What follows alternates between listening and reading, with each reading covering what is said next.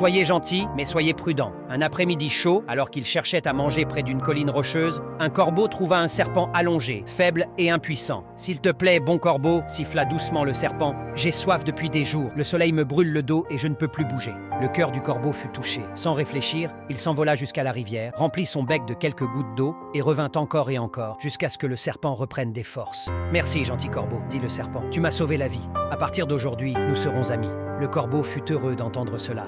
Il avait toujours cru que l'amitié devait dépasser toutes les frontières. Dès ce jour, les deux devinrent des compagnons improbables. Ils partageaient des histoires de la forêt, s'avertissaient du danger et s'asseyaient souvent ensemble sous le grand arbre Iroko. Mais avec le temps, le cœur du serpent s'assombrit de jalousie. Il voyait les autres animaux louer le corbeau pour sa sagesse et sa bonté. « Tout le monde écoute le corbeau, marmonna-t-il. Personne ne me remarque. » Un matin, alors que le corbeau était parti chercher de la nourriture, le serpent se glissa jusqu'à son nid et y trouva 3 œufs, chauds et silencieux. Sa jalousie se transforma en cruauté. Avec un sourire méchant, il avala les œufs entiers, puis s'enfuit. Quand le corbeau revint et découvrit le nid vide, son cœur se brisa. « Qui pourrait faire une chose pareille » cria-t-il. Mais au fond de lui, un doute s'installa. Il se souvenait du regard froid du serpent, chaque fois que les autres le félicitaient. Cette nuit-là, le corbeau fit semblant de dormir dans son arbre. La lune brillait haut dans le ciel. Incapable de résister à sa faim, le serpent revint.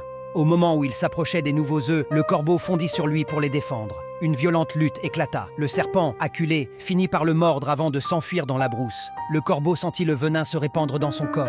Il murmura « L'amitié construite sur le mensonge et la jalousie est pire que l'absence d'amitié elle-même. »